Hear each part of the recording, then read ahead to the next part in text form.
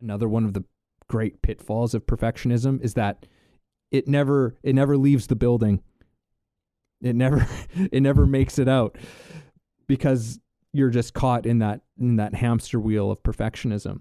But even if you do manage to get it out, you will be confronted, whether it's soon or later, you will be confronted by something that you could not have planned for. And then that can become that can be so crushing. That can be so, and you can become so inflexible from trying to be perfect that you lose your ability to respond.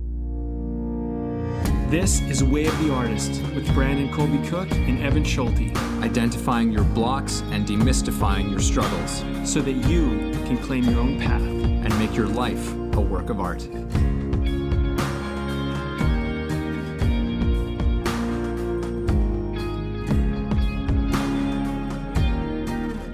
Hello, everybody. Welcome back to Way of the Artist.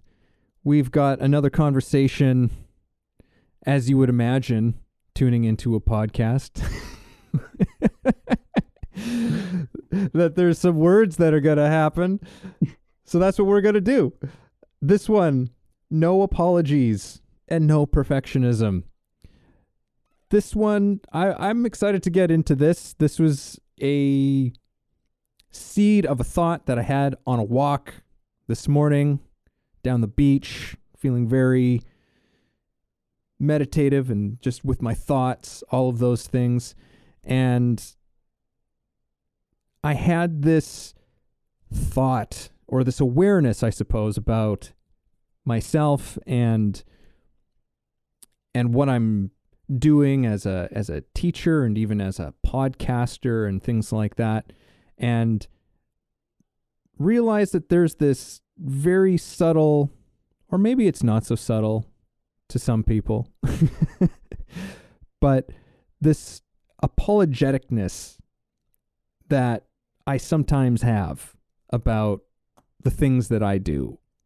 You know, like pandering to people like, oh, please, or yeah, like I'm somehow just like that. Yeah, just like that. This kind of meekness, I suppose, maybe. I don't know. But this thing about, and I thought, why do I do that? Why do I feel that way or feel the need to have that kind of attitude and approach the things that I do with other people in that kind of way? I don't like that. I don't like that I'm doing that, because I always try that the things that I do in my life are things that I believe in and that I feel passionate about. Trying to walk the walk of, Way of the Artist as much as I possibly can. And that doesn't mean that I'm perfect in that whole thing, but that I don't want to apologize for that thing. So that's the origins of this conversation, or at least where the seed was planted. So I'm excited to get into this and this relationship, I think, between this apologetic and this perfectionistic, not a duality, but there's something to it. So I'm just going to leave it there. Brandon, how do you want to open things up? Something that came up for me while you're talking just there at the end was, you're saying walking the way of the artist. And I thought, yeah, I mean, that's so much about what we're talking about here, is like, you might not be walking the same path that everybody else is walking. And so there isn't a clear, obvious way to go all the time. And so the tendency when you're doing your own thing or doing something that's a little unique or different or uncommon, is that you're whacking your way through the bushes of it a little bit. And maybe somebody has already carved out a little bit of a path for you, but that path isn't necessarily totally clear and totally well defined. And, if you're thinking about it in terms of nature, it hasn't been walked as much. And so it gets grown over. And so then you start to lose your way. And you might be thinking, well, I've lost the path, I've lost the course that I'm taking here, and maybe I just need to go back to where I started and go at it again. Meanwhile, you're actually on course. You may be walking down the path. And if you're off a little bit, maybe you're right next to it. Maybe you're not too far off. And maybe you've actually found a better way than the people before you found, but you're not trusting yourself. And so when I think about this talk, it's like, yeah, like just because you're not walking the way that anyone else has before doesn't mean that it's wrong, doesn't mean it's bad. It doesn't mean that it's not better, because it very well might be. And I think the other thing is, you don't need to apologize for the fact that you're doing something different, or you're doing something that is just not common, or what everyone else thinks you should do, or whatever program is running in your mind about how you think it should look or how you should be. And I think there's a certain amount of, we do kind of apologize in this weird way. It's not like, because you did an example earlier, you're like, oh, so sorry. This is not really like that. It's more like the subtle apology where it's like, you don't take your space. You don't take your space. You don't let your voice be heard. You don't do your thing fully. And that's the apology. That's kind of the apology that I'm identifying here, where it's like, you apologize by being smaller than you could be. It's just like, I don't want to take up too much space. I don't want to make up too much noise. I'm just going to quietly do my thing over here, where really, I think what we're trying to encourage a little bit, at least this is part of the conversation for me, is that, yeah, go there and make some noise and take up some space. Like take your space and make your noise. Like you're allowed to, and you should. If you have good intention, you need to. It's important. Yeah. So that's kind of something I think we should get into as well. And just what you were saying there gives me another image or metaphor where it's like, I'm pulling my punches, right? That's what it actually more feels. It's like, oh, I'm pulling my punches right now, right? And there's no need for me to pull my punches. I'm in the ring. If you're a boxer, you can't pull your punches. You've got to commit to to those things, and the travesty of it, maybe that's too big of a word, but we'll go with it. The travesty of it is that those punches, that's your passion. Those are your passions. You're pulling your passions with other people. You're not taking your shot. Yeah, you're not taking your shot. You're not giving people the fullness of what you have to give in that whole thing. And that's, I think, what's so dangerous about that apologetic thing of going out there with our passion. And I think that's a big thing that a lot of artists struggle with. There's so many artists in different places where they tell you about what they do in this almost apologetic way. It's like, oh, like they're a little bit embarrassed about it. There's I would say that's the majority of artists that I've met and talked to in my life. There's very few who I meet who don't have this sense of almost embarrassment about what they do. And that's an interesting thing too that might be worth discussing, is why is that? I have some ideas around what that might be about, but there could be a lot more to it than that. So why don't I just throw it out there? I'll throw out my theory. My theory is that the life of an artist, taking on a life in an art, and I would like to extend this out as well for anybody who isn't necessarily an artist, but is somebody who is pursuing something that they're passionate about.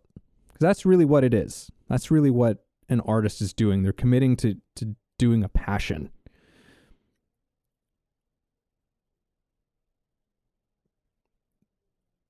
I think that there's this embarrassment around that whole thing because there's so much about that path that doesn't fit with what is conventional, right? It doesn't fit in with our attitudes of you work a 9 to 5 job, you do something serious, you do something to make money, the life of an artist flies in the face of a lot of those things. And so we kind of respond to people who ask what we do with this sort of like, I'm an actor. Oh, I'm a musician. There's this, we don't own that thing, because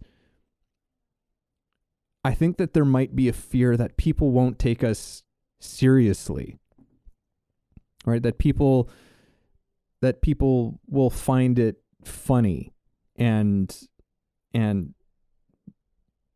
because there's a lot of these stigmas, and because there are some truths to the starving artist, right? There's a lot of uncertainties that come with living that kind of life. And I think that I remember one of the biggest things that just kills actors is when people ask them, like, oh, what have I seen you in? What have you been in? Right? Anything that I would know? Those are things that people ask you, and it can feel like you're being interrogated, right? And like you have to justify and validate your decision for your life to some other person. Like it's like you're somehow on the chopping block, right? And you've got to prove yourself to this person in this moment for what you're doing. And that can be a very, very tough thing to own and stand by, especially when things aren't necessarily going well in a certain way, right? There could be all kinds of growth happening in terms of your skill and your talent and things like that, but you might not have this resume that to come with it just yet. 10 years to an overnight success kind of idea as well. Keep that in mind. Keep that in mind. And maybe in some cases, maybe 20. Who knows? I mean, it's a strange thing, because when you start to go down a path that is your passion, you, first of all, don't always know if it's going to work out, period. And that is inevitably, I mean, you're taking a risk, because no matter what, you're like, well, maybe this doesn't work out. And then I will spend this time, this energy, these resources, whatever, on doing this. And first of all, I think if you are somebody who is taking a bet on yourself and you're going to go after something, whether it works out or not, just right now, you should give yourself a pat on the back already, because that takes a lot. That's a big deal. And, for me, I look at it as I look at that as courage. I look at that as very exciting. I look at that as something as I don't know if you're going to get what you want. I don't know if you're going to get where you want to go by doing this, but I applaud you for betting on yourself, because so many people don't. And it would be amazing if people could get a flash image of what it looks like when you don't bet on yourself ever in life, because that is a fucking horrible outcome. It is so ugly. It is so fucking brutal. It's so much worse than failing. I never tried, and I lived my life until now I have no purpose, no point, no anything, and you're just existing. Like, if you can keep that in your mind when you're thinking about those really hard days when you're betting on yourself and you're not really sure if this is going to work out, but you're trying and you're going for it, and maybe you're in class, maybe you're learning, and it could be in any type of artistic medium, any type of entrepreneurial medium, any type of thing, and you're trying and you're doing what you can to go for it. Remember what it looks like when you never take a chance on yourself, and you don't have to look far. You can start to see it. It is around. Sometimes I think people don't have, it's not in their perceptual vision, because this idea of just getting by, of just existing, of just living can become so normal to people that they think it's okay. And when you raise your standards and you look at your life, because when you're a young person, here's the thing. When you're a young person, you have your whole life ahead of you. Everything is possibility. As you get older, the kind of naivety and the just things you can take for granted, they start to go away. And you start to get a little bit of reality data, which is good. It makes you grow up, it makes you mature, it actually makes you more grateful, more appreciative. There's a lot of great qualities that come out of it. But it starts to go south after a little while. It starts to sour, it rots, and you rot. And so, as you get older, like when you were younger, for example, I'm just going to go on a bit of a riff here, Evan. When you're younger, a lot of us, we can eat crap food. You can eat it, you can get by, you can go drinking all night, you could wake up the next day, go to work, you're fine. As you get older, that food you ate, that exercise you didn't do, those things you did, they you start to feel them, you start to pay for them. And if you do that as a habit and it keeps going, it starts suddenly your body's going to start hurting. Your muscles just atrophy quicker. Your bones, rattle a little more. And so like the thing is like it becomes all the more important for you to get on the ball about shit, because otherwise it's, you start to be a losing stock, And so when you're young, if you're young, and you're trying some stuff out, I mean, congratulations. Like, this is life. Go try it out. That's my, that would be my, opinion, is just go and try some shit out, fail, fuck it up, mess it up, learn. As you get older, you're going to have a lot of help because of those mistakes you made on knowing what you probably want to do and what you can do. And then you're going to be able to get more organized and more sorted out. If you're older and you kind of you're waiting, maybe you don't have those mistakes and experiences, but like you have the age and the wisdom now to just be like, hey, like, it's the story's turning. It's time for me to turn the corner, because either you do something about it or it takes you somewhere you don't want to go. And when you're older, the reason why I bring this up is because when you're older, that finally lands with you. It makes sense. When you're young, you can tell young people all day, hey, you should be doing squats every day. You should be going on jogs. You should be eating well. They won't fucking do it, most of them. But when you start telling like people who get in their 30s, 40s, 50s, hey, you should start doing this stuff, they actually understand, because they start to know, oh, yeah, these things I took for granted, I'm losing them. So if you're at that older age, there's a tendency for people to be able to hear it. When you're at the younger age, if you can hear it now, then you're wise beyond your years. You're ahead of the game, because most young people can't. But, I mean, anyway, I don't want to go too far off topic. My point is like, if you're young, don't apologize for going and fucking off and going trying something. And if you're older and you quit your job and you want to go do something else, don't apologize for that either, because it's your life and you're allowed to, and when you go do it full out. Don't do it half-assed. Don't pull your punches, kind of like Evan was saying. So, yeah, man, I don't know. This is an exciting conversation. I mean, I feel like we opened up a fucking, like a whole lineup of these cans of monkeys or cans of worms, and we're just like, okay, there they are. Let's sort this out. Well, there's big element of living a life of passion, right? Which is, so much of what I think we're about. There is something in what you said, and it reminded me of this quote, if you'll indulge me, which was from Theodore Roosevelt. And he said, "Far better it is to dare mighty things, to win glorious triumphs, even though checkered by failure, than to rank with those timid spirits who neither enjoy much nor suffer much, because they live in the gray twilight that knows neither victory nor defeat." Yeah, I love that one. Yeah. To me, that's a quote about passion. That's about, I said, to dare mighty things and to experience triumphs, but though checkered by failure, right? Though checkered by defeats, it's a better life than to just not do that thing. And we don't need to the last thing we need to do is to apologize for pursuing that kind of life. I mean, if anything, we should own it and celebrate it because of how it really is daring. It really is requires a lot of courage to do it. This was something that I was just thinking about actually with my students.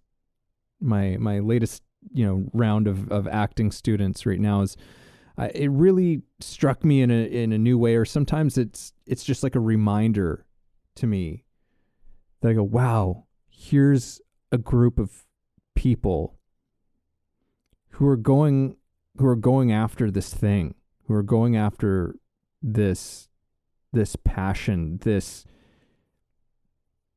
really deep curiosity in their life. And it comes with all of these uncertainties. It comes with all of this baggage and this kind of scrutiny as well. And that's probably maybe what I was trying to say before as well, is that there is a kind of scrutiny that you face as an artist, right? There is this kind of judgment, not always, but it does happen. And that's tough. That's challenging, but you do it anyway. Like, that's why I think you hear all these sentiments from not just actors but lots of other artists who say things like, you've got to be a little bit insane to do this. You've got to have a few screws loose. You've got to there's for you to decide to do this. And it's there's a beautiful message and humor and wisdom to all of that. But it speaks to the amount of courage, I think, as well. I think it's just funnier and easier in some ways to say, like, yeah, you got to be a little bit crazy. But really, it's like, you've got to be a little bit courageous. I think is actually really what that sentiment is saying, because it is such a scary thing to do. So maybe we should try and circle this one back around a little bit. I enjoyed this little yeah. Well, let me place say that one we've thing. explored. Let me say one thing as we make our way back to the point. You said don't apologize if you're going out there and taking a chance, or you've gone out there and done that. I also say don't apologize if you haven't, if you've played it safe and been conservative. I think about some of the people I've met in my journey, and there's people who had kids when they were like teenagers or they were young, and they're like, I got to take care of my kid. I got to be responsible. Got to get a job. I got to sort this shit out. I got to grow up real quick. You know what? You didn't have time to take a risk on yourself that way because you had other things, and good on you for taking care of that. You know what I mean? And doing that. And you built skills that a lot of people maybe don't build at that young age.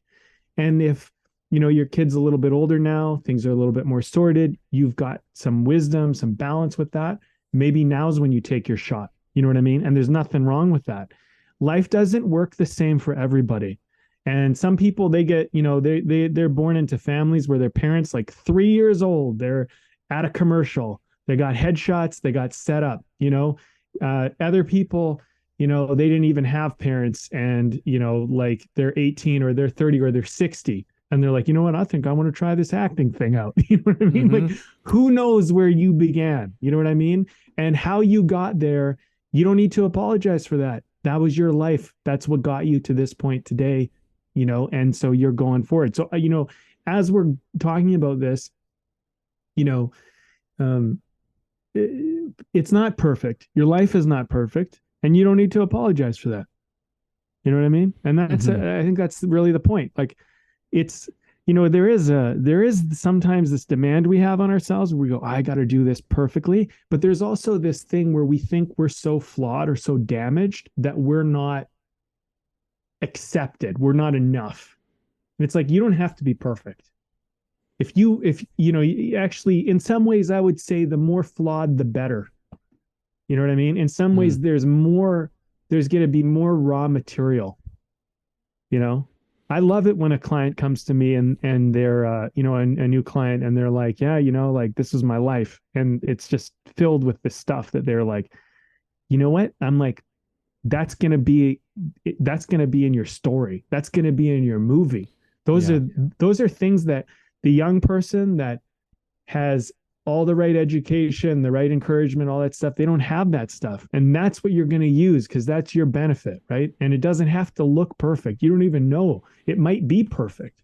So we need to get our mind out of that whole idea of what we think perfect is as well. Yeah, this difference between our ideas of perfect versus recognizing the innate perfection of the moment and of our experience and all of these things, because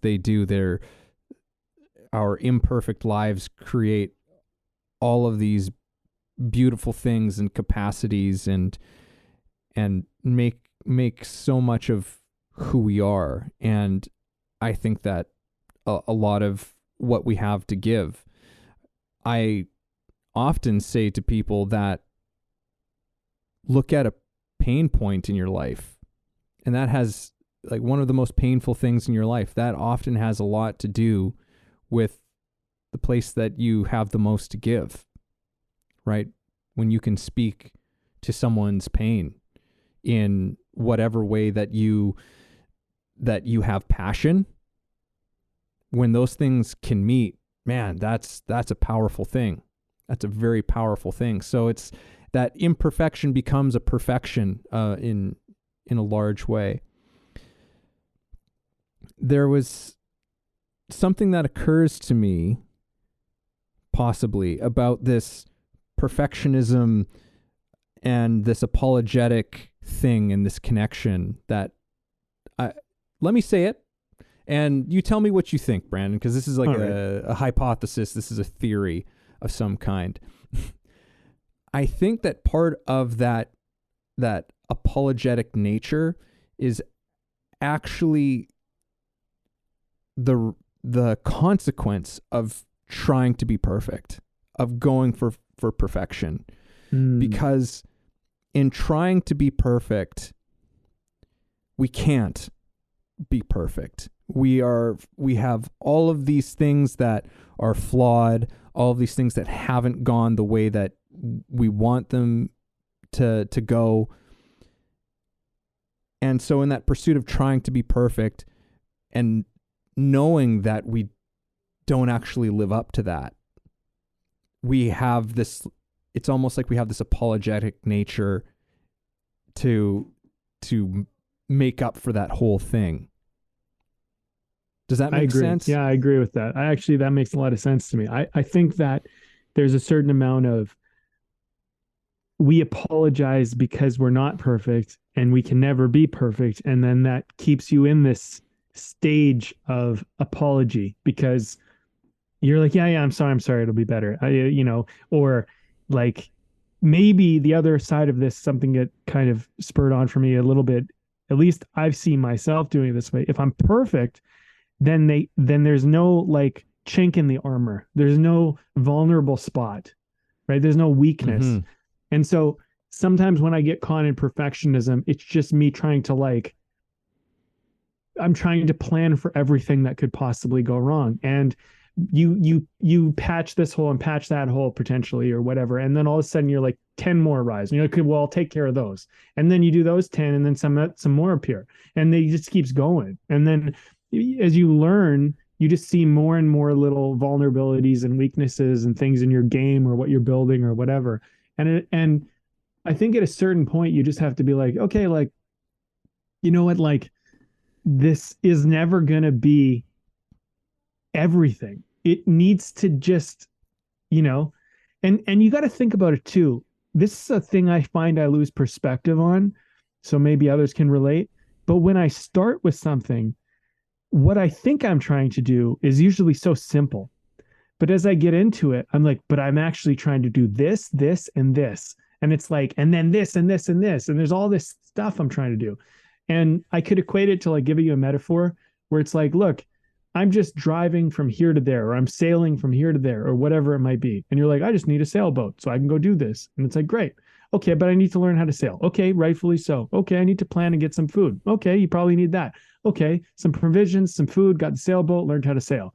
Now it's like, but now I need to be storm prepared. Now I need to be this prepared. It's like, how, okay, yeah, you might hit a storm, but how storm prepared do you need to be? And blah, blah, blah. And eventually, like, you're just like, wait a minute, this was a sailing trip that was supposed to take 3 hours from here to there. And you're learning how to be a professional sailor that could like sail, like, you know, commercially. You know what I mean? Like, there needs to be a point where you go, what am I really trying to do here? Like, do I really need to do all of this to, like, you know? And I feel like that's how perfectionism sneaks up on you. It's this like, it's an endless thing. And it's just, it keeps you in that state of failure to launch indefinitely. I know it does for me with certain things. So I'm sure there's some other people out there that are like, yeah, that's me too. Yeah, I get that. Yeah, well, I'm glad I may have stumbled upon something there that that people can find of use. There was something that you said that I thought could have been a very good thread for us to pull on. It'll come back. Okay. It'll come back. I'm sure it will come back. Well, it's a good theory that you presented, because I think there's a lot of accuracy to that. And you know, I'll just say that this thing, I think what's interesting about this whole conversation, like how we kind of got into this and what we're talking about, what I'm finding interesting is I've never really thought about the relationship between apologies and perfectionism and how they're so closely symbiotic. Like, I never really thought about that until today. And I'm like, yeah, like when you don't need to be perfect, you don't need to apologize. Yeah. And if you apologize, were you expecting yourself to be somehow perfect? You know, because if you're apologizing, like, you know, there's two types of apologies in this scenario that I'm bringing up. There's more, but like, just for the sake of this argument, there's the apology like, oops, I made an error. I caused damage. I hurt you. I did this thing. Sorry. I apologize. My bad. My mistake. Okay. I'm taking accountability. I acknowledge that I made the mistake. We all know it's out in the open. Let's move on. Right? There's that type of apology. It was probably healthy, good apology. But then there's this other apology, which is like, I'm sorry. I didn't cause any damage to anybody. I'm just sorry I'm not perfect. Yeah. And it's like, well, you didn't never had to be, so you don't need to apologize. Like, no one expected that, you know? Yeah, there's little things on the way that certainly there are mistakes and that you might apologize for, but to apologize for the path that you've chosen, that's a path of passion, which is another way of saying that it's a path of love that you have chosen. To apologize for that is insane. To apologize for that is absolutely insane. And nobody should be apologizing for that. Not for that thing that comes from deep within you, from whatever you want to call that, your soul, your spirit, your innermost self, however, whatever way is most conducive and least offensive to you.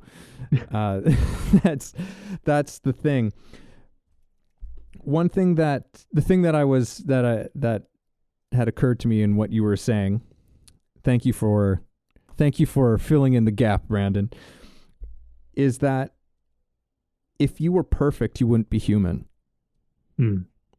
Which is, I think, true.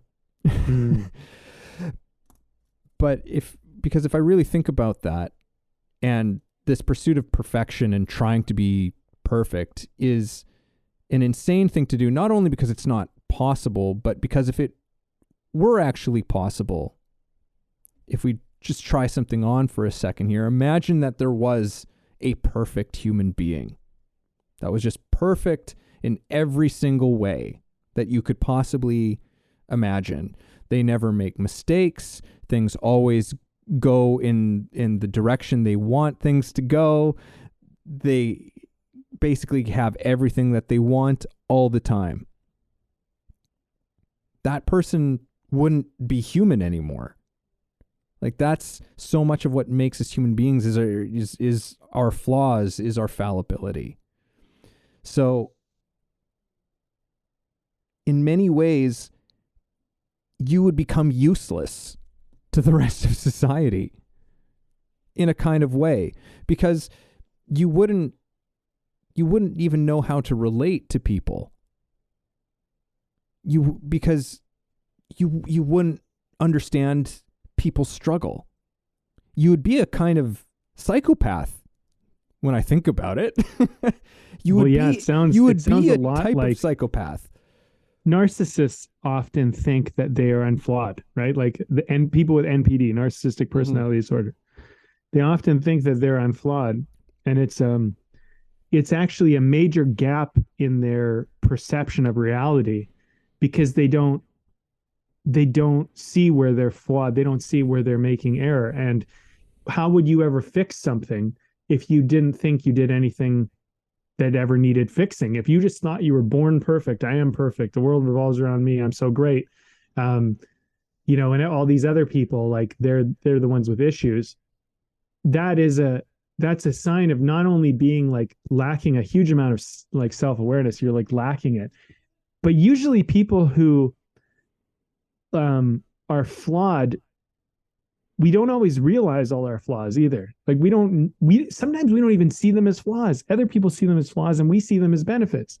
Like there's all sorts of things like that. Like you can have someone who's smaller and they think, oh, I like being smaller, or somebody who's taller and they like being that way. Whereas another person goes, oh, I'd hate to be that tall, or I'd hate to be that short, or I'd hate to be, whatever that way. But it doesn't matter, because it's all about how you interpret it. And, it's perspective, because, the other thing too is you become normalized to your situation. There's a saying I heard a very long time ago, which was, if you gave up all your flaws and took someone else's, you would immediately want yours back. Because you wouldn't be comfortable with all of their flaws and their things that are holding them back, right? So they've become comfortable with them. They've normalized them. They've figured out how to do life with them. You haven't, but you figured out how to do life with your flaws, and those you've become somewhat comfortable with. So, there's something about that too, right? Is like, I think, it's actually, now that we're kind of going down this line a little bit, Evan, comparison seems to be something that's coming up for me with this whole talk too. Comparing, like I'm apologizing because I'm not the same as this person, or I don't add up to that person, or whatever. And also perfectionism is that person's perfect and I'm not. And this is why I'm not, because I'm comparing myself to that person. And I feel like those two things can show up with comparison as well. And they can come back as like daggers at us. Right. And that's why comparison, we have to be very, very careful not to, give into it. And it can be seductive, because we look at that person and go, oh man, they seem so great. They have what I think I want. And then we start to compare ourselves. Well, I'm not like that, and I'll never have what I want because they have it and I don't, and blah, blah, blah, whatever. And the story and the narrative can build, right? But it's something about, there's some people are strong, some people are fast, some people are smart, some people are more creative, some people are more whatever, savvy over here, social, whatever. We all have different traits and we have different things. So when you try to compare yourself to someone, you're only comparing yourself to something that maybe you feel you're lacking in, but not really being aware of what they struggle with on a daily basis, because you probably don't know. Mm-hmm. Hey everybody, this is Evan, and this episode is brought to you by my book. Yes, I recently released a book called The Actor's Awakening: Connecting Spirituality to Craft. Expand yourself as an actor and your craft through a spiritual perspective. Take a journey that will explore universal philosophies and insights to help you understand human nature in a profound way, and develop practices to take your work to another level. Again, that's The Actor's Awakening: Connecting Spirituality to Craft, available on Kindle and paperback on Amazon. And as always, if you like the show, please subscribe. Comparison is a nasty one. It's a very nasty one. And I've heard a lot said about comparison, and a lot of the oldest wisdom traditions as well that have existed have warned about that as well. Like don't compare your life with another person's. Like your life is sacred in a way. Of hopefully nobody's too offended by that one, but your life is sacred in a sense. And I think that's a large part of what's underneath this podcast to a large degree as well. It's like we talk about your path is your own. Another way of saying that is your life is sacred. Those are kind of the same things, I think, when you really think about it. I was reading an article a little while back, because I think it was Denmark that was voted again, or as part of a study. Denmark was found to be the happiest country in the world. And this is not the first time. Denmark continually comes up as the happiest people in any country. And this person wrote this article who was Danish, or is Danish, and described the major cultural things that they've observed in terms of how people are in that country, the cultural attitudes. And one of the big things was we don't really compare ourselves with other people. And there's a kind of simplicity to that brings. And this author had shared a few things, like one of the biggest billionaires in Denmark or something takes the public train like with everybody else, like they're not driving around in fancy cars everywhere that they go. It's just like they're just with everybody all the time, and nobody's really looking over their shoulder at the next person. But yeah, comparison is, I've heard described as one of the greatest ways that you can dishonor yourself. It's a dishonor to yourself to compare yourself to somebody else. And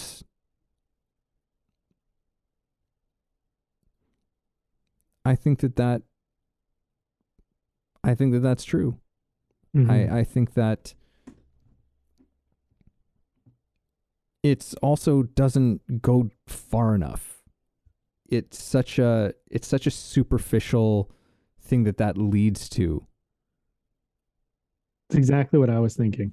Mm-hmm. It's very superficial. It's very surface. And even when you know somebody really well, or at least you think you do, and you get in comparison, you don't know. You don't. There's like a whole world going on in somebody that you'll never know. And I wish this was kind of a lesson that we learned when we were young, where and maybe this is a North American thing, I don't really know, but like where we were educated in an early stage to be like, get to know somebody with the understanding that this is a lifelong process. It's not like, oh, I've gotten to know them, like I know them now. Like, no, if you get married to somebody, like if you have enough curiosity and enough interest, and you're aware, you could get to know them for the rest of your life, and you will never know them fully, because you would have to literally ask them and get them to express it on so many levels, every single word of the English language, if that's the language you spoke, just to start to get a grasp. Because I love using this example. If I say the word mother, we all know what I mean. But what do I mean? Like, what is mother to you? What does mother mean? What does it feel like? And what do you think about it? You have positive, negative, there's all sorts of different relationships. That's one word of so many different words out there, right? And like people, they live together for decades and they don't know really the truth of a lot of things about that person and the emotional depth. And is like, I think it also, there's something that comes up for me now as we're talking about this, and I'm just thinking about it as like care. Because perfectionism to me has a lot to do with care, but sometimes misguided. So what I mean is that like, oh, but I really care about this. I want to make sure it's great. I want to make sure it's awesome. Mm-hmm. And there's a certain amount of that that's good. And then there's a certain amount of that, like, you don't need to care about that. Like, stop caring. Like, don't, like, there's a book I love that, The Subtle Art of Not Giving a Fuck. You have, and one of the first things he says, I just remember this so well, is like, you only have so many fucks to give. And I was like, honestly, just choose the fucks that you want to give. Choose what you're going to care about, and then you have to let the rest go. And I think perfectionism is about caring about too many things. It's getting caught up about too many things and making too many things matter. And, at a certain point, you have to be like, okay, well, this is what matters to me, and this is what I think matters to other people, and this is what I think matters in general. And I'm going to focus on that. And these other things, if something else matters and I'm not aware of it, I'll become aware of it, and then I'll deal with it then. But like preemptively, you're just not going to know. You're not going to know like what is the most important thing aside from the most important things that you already know, right? And like when you get to know somebody, like when you're dating, like for example, I'm just kind of going on, when you begin to date, you might care about things like, am I attracted to this person? Are they fun to be around? Blah, blah, blah, blah, blah. But then later you might be thinking like, are they good with kids? Are they good with animals? Like, are they responsible with their money? On first date, you just didn't give a shit about because none of that stuff mattered. But now, as you're getting more serious, now different stuff matters. And like, evolve with the process of the relationship. Don't make it like day one, is this wife or husband material? Like who knows? Like just have some fun. Like see if you guys get along, and then we'll talk about that later. Yeah, that's one of those classic tropes, jokes, whatever, about how you scare somebody off is asking those things too soon. It's like, I don't even know if I like you as a human being yet. I don't even know if we can carry on a decent conversation in the moment right now. Right. Yeah. Can't even think about those things yet. You can't even think about those things. There's no point. It's a pointless exercise to think about those things at that moment in time. Mm-hmm. Right. And even if you are thinking about them, you gotta put that on the back burner. It's not a priority right now in this moment. No, it's not. Yeah.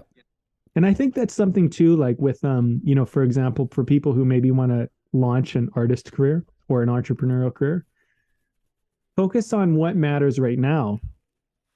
And then as you get the business going, or you get your artistry career going, then you'll figure out some of this other stuff later. Like you don't have to know everything day one.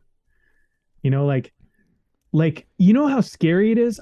Like every actor I've ever met that I can think of. I mean, honestly, Evan, I don't think I can think of a single actor that I've ever met that wasn't a little freaked out the first time they went to an acting class. It's fucking frightening. You're just going to show up and then you're going to perform and you're like, oh, fuck, like, I hope I remember my lines. I might get some shit right. Like, you know what I mean? It's nerve wracking, man. And like, you're just there. Like, you don't need to worry about being the best actor in the world yet. Like, you just need to,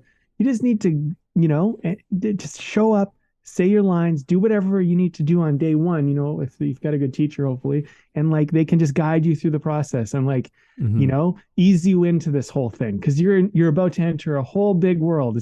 You're about to dive into the ocean of a very big thing here. And like, you're not going to be prepared for everything. You just got to start day one, and I think that's a really important a part of this conversation, is that our approach, like a first date or a first acting class, whatever it might be, we need a certain amount of grace we got to give ourselves to just step into the room, What's presenting itself to me is that perfectionism is actually a protection for most of us. I think it's to protect us from getting hurt. We don't want to get hurt, so we try to be perfect. And that's something I can even look at in my own life and some of my own experiences, which is, okay, I have to know exactly the right thing to say, the exact right thing to do, all of the right steps before I do this, because otherwise I could get hurt if I don't do all these things. But the problem is that I think that the more you go for that perfection, you actually set yourself up for the most amount of hurt. Like, you really set yourself, because everything now is just, you got so much riding on everything. Mm-hmm. You've got so much weight. You've tried to cover all of these bases. And as we've said, not only in this podcast, but as we really touch on in many of our conversations, it's like, that's just not possible. Mm-hmm. It's not possible. You can't plan and prepare for everything that could happen. It's a pipe dream that's going to be a reality. Because, I mean, I can get into I'll try and say this as succinctly as possible, but when you're planning and preparing and trying to do that perfect thing, the only thing that you have to draw on is memory. The only thing you have to draw on is from the past, whether it's your past experience or the experiences of somebody else that you're learning from. But that's all you can prepare for. You can't prepare for the things that are coming, that you don't know are coming. And there's always things that you don't know that are coming. Always things. And then that can be so demoralizing when you've gone out and you're like, okay, I'm finally ready to do this. And hey, congratulations if you don't just get so stuck in perfectionism that you never do the thing, that you never put it out there, because that is another one of the great pitfalls of perfectionism, is that it never leaves the building. It never makes it out, because you're just caught in that hamster wheel of perfectionism. But even if you do manage to get it out, you will be confronted, whether it's soon or later, you will be confronted by something that you could not have planned for. And then that can become that can be so crushing. That can be so, and you can become so inflexible from trying to be perfect that you lose your ability to respond Mm-hmm. to the thing, because all you can think of is like, oh no, this happened. I wasn't ready for this. I didn't plan for this. I'm so stupid. I should have known. I should have seen this. That whole spiral can just derail the whole thing. And so I think that's another part of this, is it's like you're trying to protect yourself from getting hurt, but you're actually setting yourself up for so much more hurt, rather than, okay, plan, prepare, consider. This was one thing that I remember reading from one of Dan Millman's books, because perfectionism and is something that I definitely know that I deal with and still deal with. And I think that it's something that probably, I'm going to say, a majority of people deal with it in varying degrees. And the way that Dan framed it, or tried to add perspective to it, is, if you're a perfectionist, see it as, understand that there's no perfection, that you can never achieve that, but that there is an innate perfection to all things, but also that, as you said, care, right? Because that's another great way of saying it, is like that care that you have for this thing. Just see it as being that extra touch, like that you have that extra touch that gives whatever you do a little something more than what people might expect, right? But it's not about trying to have something so absolutely nailed down, but just understand it as that deep level of care. but let the idea of perfection go, right? And eventually put your stuff out there and then see what happens, right? Yeah. And get the response, get the feedback, and see what doesn't work, see what works, and trying to enjoy that process, right? Because that's just the next, putting the thing out there is just one step in the process. It's ongoing. It keeps on going. You're just in another process now with whatever it is. And you'll learn and grow, and you don't need to be perfect, and you don't need to make apologies for it, as we've been saying. Yeah, what I'm hearing as you're talking there, I think with those of us who are a little bit, we catch ourselves like being perfectionists, because there are people out there who they're like, I don't relate. I don't care. I just do it and I go for it. Like there are the people like that. And you know what? Yeah. I kind of admire them, although I do think they have the fault sometimes of sometimes they have the shoddy work that they let be acceptable, where it's like really you could have done better. You know what I mean? Yeah. But I do admire the quality of like, what, I'm just going to do it.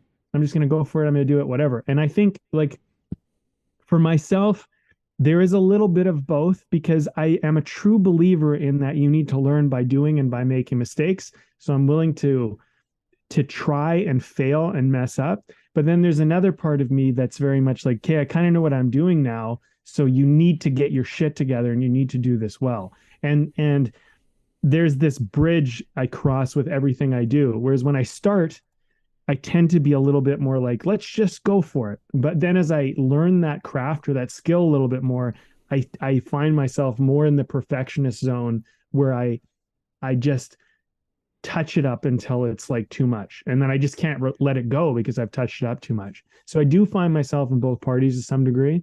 Maybe some people find themselves, more in one or more in the other, just in general. But something that I'm thinking about as we're going through this was, I'm losing my thought a little bit, honestly, Evan, because I was pointing that out.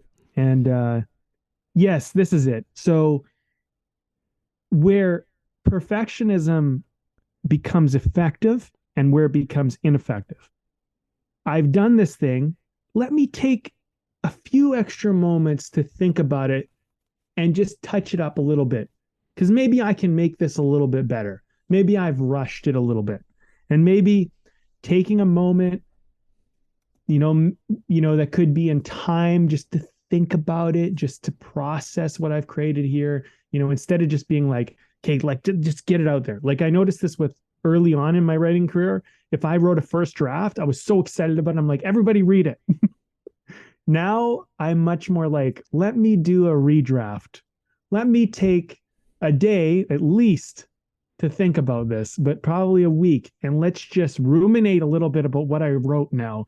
And like, maybe we'll do 2 more drafts. I'll clean up I'll clean up the spelling and the grammar. If there's anything wrong there, like that's an easy fix. I don't have to think about it. That's the first thing I do. And let me just do a quick little run through of this story over the next week. Like, do the characters, are they all sound? Is the story solid? Are there any plot holes? And let's just make sure all of that's there. And if it's gone through those 2 phases, then I'll start to share it with someone if it's acceptable. Mm-hmm. So that little extra touch is good. But if I wait till draft 10, that might be too long. Because, the feedback that I could have gotten on draft 3 or 4 would have been way better for me for the next several drafts I did before I perfected the draft. And then I've done 10 drafts, and now I got to do the notes that everybody's incorporated. And I'm going, oh yeah, I didn't think about that. I didn't think about this. Right. So that would have been much better to get done earlier, and people still would have found the script acceptable to read. So, I think there's a point of, I like how you just, to summarize this, just taking that extra touch, that little bit of extra time is healthy perfectionism. Mm-hmm. But you need to find like a line where it's like, this is too much time, too many extra touches. I'm messing with it too much now. Yeah.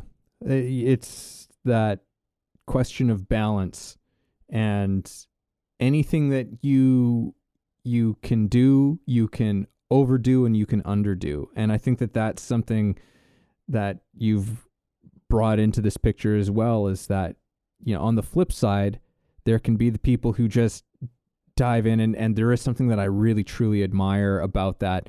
And I think in general, I don't know this for certain, but I think in general, people who are of that attitude of like, well, let's just do it, let's just put it out there, see what happens, kind of a thing, generally have more success than people who just take way too much time, right?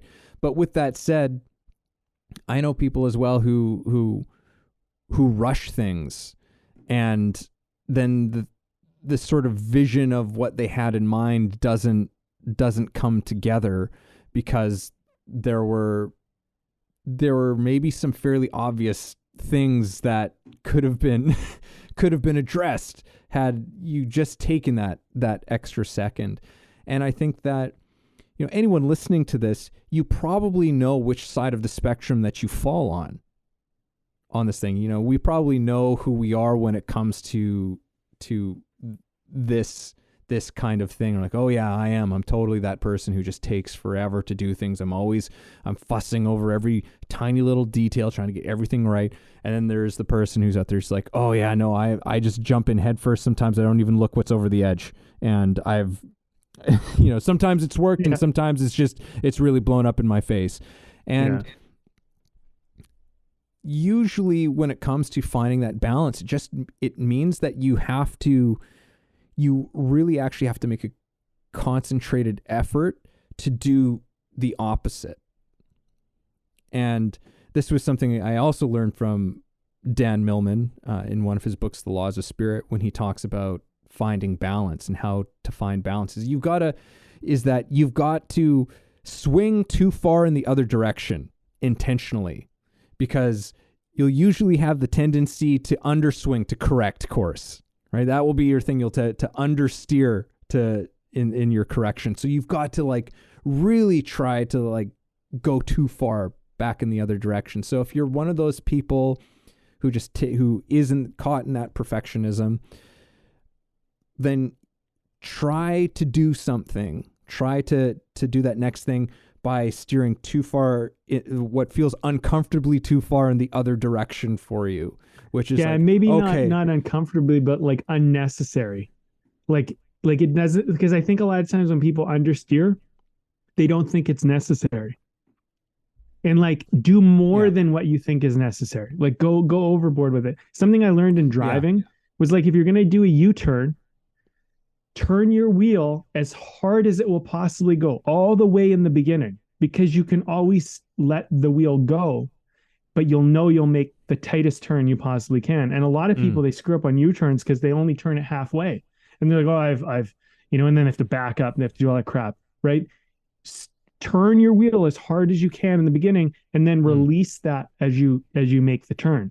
And I think what we're talking about here is this is a good example of go harder at it in the beginning, but release a little of the tension if you can, as you find yourself in the turn or in the shift or whatever you want to call it. Yeah, that's the thing. And the logic is that you have to oversteer so that you actually find your center. Yes. Right. So that you can actually find that happy place where you pass the line, so you can find where the line is. Yes. Oh, there was the line. Oh, I passed it. Okay, I come back a little. Yeah, exactly. That's exactly what it is. But yeah, you have to go past the line, wherever that line is in your head, so that you know where it is. Because at this stage you don't know where that line is, because most of us were so locked into our usual pattern of things that we just don't even know what that thing feels like, what it looks like. So if you're that perfectionist, just try putting that thing out there that maybe just has a few more rough edges on it than you would normally do it. Or maybe you give yourself a shorter timeline than you normally give yourself if you're a timeline person. Right. That way it'll push you, to not. That way it pushes you, forever. right? Yeah. And commit to it, where it's okay, normally you would take a month to do this thing, right?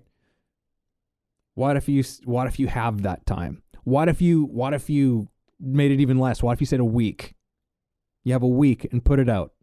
And you have no choice. You have no choice. You have to do it. Don't let yourself off the hook. And just see what happens. Right? See what happens if you give yourself that kind of challenge, and you might discover where that line of balance is and say, "Oh, wow, actually this is a better way for me to work because, I still actually do a very good job with this. Most of my strongest skills and where I have my greatest strengths are showing up here. But now that it's like out sooner, I'm actually more quickly able to address real world responses and things that happen, and I'm actually getting it to a better place sooner than I would have before." You might just find that it actually speeds up your process in the long run. So I don't know. Yeah.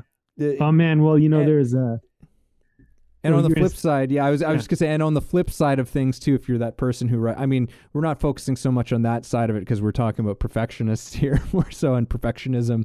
But if you're on that flip side of things where you just rush into things, force yourself to slow down and really spend some time. Maybe do some writing, some organization in your mind. Like think about some of these things. Take some extra time before you push that thing out, and you might discover that, oh, hey, this is great. I actually am better able to respond to some problems that have come along the way, or better able to answer some things than I normally am, and I'm not caught flat-footed with things that I don't need to be flat-footed on, type of a thing. So that you have a stronger base, you have a stronger foundation, which is really where I'm at with planning and what are you trying to do with your planning and preparation with anything that you're doing. Is you've got to have your foundation. You just have to have enough to create that starting out point, that jumping off point. And that's really, I think, for me, that's really all I need, is like, I just need that jumping off point. Because if I get too perfectionistic, if I try and get too complicated, then that's when I really find myself in the weeds. I'm overwhelmed, and I can't take action on things anymore. So anyhow, Brandon, what were you going to say? Okay, there's just one thing that kind of came up when we were talking about this is hitting the mark. So I think like the perfectionist, they want to hit the bullseye all the time. They always want to like hit it right spot on. And I think that if you find yourself in that perfectionist kind of mentality, or that's what you're struggling with, or that's how you're doing something, look at it in terms of like, if I hit the mark, great. If I hit the mark, if I hit the target, if I hit the bullseye spot, the perfect pinnacle spot that I could hit, awesome. But let me try to get this thing as close as I can to the target as it possibly can. And look at it more of a victory of like, did I hit the target? And then you look at it, where in this target did I hit? And then you can adjust closer to the bullseye from that first hit. So the perfectionist is trying so hard to make sure that they get that first shot right on the bullseye that they just never take the shot. You know what I mean? And then the person that's just being too willy-nilly, they don't even hit the target. And then you don't even know where your shot went because you totally missed everything. You know what I mean? So it's like a middle ground. I think the time to, to shoot the bow or pull the trigger or, slap the puck, whatever analogy you want to use, is when you feel that you will at least hit the target. That's when you take your shot, right? That's about the right time. And if you feel like you're closer to the bullseye, then good. But if you're trying to hit that bullseye perfect on shot one, I think you need to and it has to be that, and you won't take the shot until you're absolutely certain. That's too much perfectionism. That's a problem. You need to You need to see where you're landing. You need to see where you're hitting, right? So that you can kind of calibrate and work it out. And if you don't hit on the bullseye on your first shot, you don't need to apologize for that. Look at that as part of this is how I'm going to find the bullseye. So you don't need to apologize for that, because like that's what we're all doing. That's what we all need to do. And when you play a sport with somebody, and they hit the target, or they just do something really perfect on their first try, and you're like, hey, great job. It's like everybody's like, wow, like, holy shit, like you did the thing. Like, but like, what great beginner's luck. Like, everybody looks at it kind of like, everybody who's experienced looks at it like, what a wonderful thing. You got the thing. But like, you don't expect that to happen every time afterwards. You kind of expect the new person to make flubs and mistakes and whatever. But like, I remember when I first started golfing, like, I hit the ball well the first few times. I'm like, oh, this is great. Everybody's cheering me on. And then as I got into golf, I started to learn what it was like to totally slice it, or hit the ball, or top the ball, or do a bunch of stuff. And it's like, okay, now I see what can go wrong. And then I started to work on my swing and perfect my what club to choose, and start to have the awareness of what to do. Right. So like, yeah, my point is that at first, you really just got to do your best. But if you have no idea what you're doing, maybe you're winging it too much. But like, when you've gathered enough info, okay, let me give this a shot. Let me see how I fare. That's a good way to begin anything. Because I feel like there's a certain amount of, we're trying to be pros. We're trying to be perfect right off the bat. And that's an error in what you're doing, right? Like, it's okay that if this is your first time doing it, that you're not going to get it just right. People take years to sometimes learn a skill that you're trying for the very first time or something, right? So, and you don't need to apologize. I mean, I think the thing is like, you look at it like a learning opportunity and a chance to refine and become better. And that will help you to, just get going, because you got to get going. Right? Nothing really matters until you actually start doing the thing, because it's all just theory land, right? Otherwise. So yeah. I don't know. Look, man, if you got anything else to say, then let's do it. But I'm thinking we do beer. We wrap this baby up, and I'm with you. Okay. I think that we've covered some good ground here. All right. Well, I'll go ahead. I'll go first. Okay. I'm drinking. Now, what is this actually called here? I'm looking at this thing. Yukon Brewing Unplugged. Whatever that means. But it's New Zealand Hoppy Pale Ale. A New Zealand Hoppy Pale Ale. It's not actually from New Zealand. It's Yukon Brewing. But it's crisp, crushable, and chock full of tropical hops. Fill your chili bins. And it's great. Awesome. It is really good. I've been enjoying this. Like, the first sip I had, I just went, oh yeah, that's got a very Moorish kind of a taste to it. So that's a winner. Nice. I'm having one. I don't think I've ever had this before. This is from Lillooet Brewing Company, and it's called the Western Screech Owl Hazy Pale Ale. And they have a little write-up, actually, so it inspired me to read this one. This Hazy Pale Ale is the first of our Owl series. We double dry hopped it with Idaho Gem and special hop blend called Lillooet Shake, which is grown right here in Fraser Canyon. Anyway, it's a tasty little beer. It's good. It's gone down probably a little too quick. But I always love a Hazy Pale Ale. Big fan. And it holds up. It's good. So that was a nice beer for the show. Nice. Well. I don't know. Do you have final thoughts first, or shall I go? I'll start saying some words, and we'll see. Okay, say some words. We'll see what comes out of this one.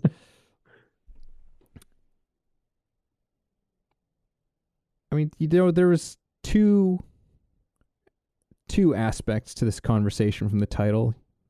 This thing about apologies and making apologies, not maybe necessarily literally making apologies, but being just apologetic about who we are and what we're doing, especially when we're doing something we're passionate about. And it's like, we shouldn't feel embarrassed about those things.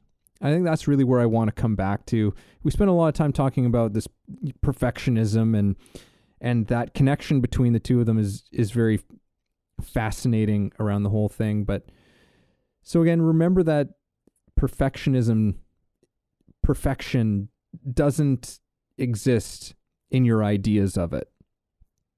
It doesn't exist in your ideas of it, but there is a kind of perfection that exists in the moment and in you as you are. That thing is there, and you don't need to make apologies for that thing, and own that thing. Own all of those parts of you, because no one should feel embarrassed. I'm going to work hard not to carry around any sense of embarrassment and apology around the things that I do that I'm passionate about. That's our love in the world, and that's our love to the world when we let ourselves express those things and take action on those things. So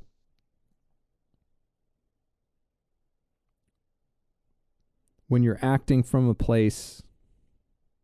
that deep place of yourself, and I humbly salute you if that's the life that you have chosen, and whatever stage that is. Maybe you're just coming to it now, or maybe you've been doing it for a very long time. I commend you for that courage. So own that thing. Learn how to say, this is who you are, this is what you do, and don't flinch. Don't pull your punches, as I was saying before with it. Don't pull your punches. Don't pull your passions. That's your gift. Well, I hear that. That resonates with me. I appreciate that as well. Like, just, listening to you say that, I think it's an important message. And I mean, I can do with hearing that as well, because there's always these things that come up, and they just, for whatever reason, I even find myself, I just get hung up on something. I'm like, and I think that's one of the things about these talks we have. They can be kind of timeless, because maybe you overcome it once in one area, but it comes up in another. And a lot of things, I think, are just about having kind of an approach to deal with stuff. Perfectionism comes up in multiple areas at different times, in different ways, in ways you don't expect. And, that's something where you just kind of got to remind yourself of, is like, this is day one. This is the first time. This is the beginning. Like, let's just calibrate. Let's just, we'll do our best. We'll see where we're at. Like we've done enough work to prepare. Like, we're going to hit the target most likely. And if we miss the target, we spend enough time to know we put in the work to try to hit the target, that we're not just doing it willy-nilly, right? And we hit the bullseye, that's kind of like, but let's just call that good fortune. Let's call that like just everything aligned. It just kind of worked out. And I think, going back to that Roosevelt quote, I think you said earlier, which is like checkered with, mistakes and things like that are made along the way. I think the perfectionism thing is like, don't avoid that checkered journey on your way to wherever you're going. So I would say, like, expect it to have things that are going to go wrong and mistakes you're going to make, and stuff like that, and look at it kind of as par for the course, as opposed to like this thing that you're trying to avoid. So if I could kind of pass on anything to anybody, I would say, like, if you're going down a path and you're trying to do something, like, expect that you're going to go off course a little bit, but maybe when you're off course, don't immediately assume that it's wrong or bad. take a little moment to be like, wait a minute, could I have gone a way that no one else has gone that's actually the right way, but I got here by mistake, and it actually ended up in this kind of fortunate situation because of the mistake that I made. And so perfectionism kind of doesn't let you do that, because, you know, this word we never talked about a lot, I think it also implies too much control. You have to let go of control a little bit here and there. And I think that is part of the artist's way, you know, or the way of the artist, right? It's like you need to give a little bit of control up and open up to the idea that when the colors go outside the lines, that maybe it's better they went outside the lines this time. And be open to that idea. And maybe it isn't, but maybe it is. And I think in that area, you know, is an exciting area where you can have the potential to find something new. And I think that's what this is all about.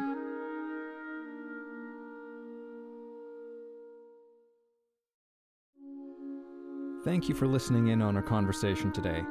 We hope you found something helpful that you can carry forward with you. Head over to our website, wayoftheartist.com, for more free exclusive material and learn about the show. If you haven't already, please support us by subscribing to the show, sharing it with people you know, and keeping compassionate, creative conversation going.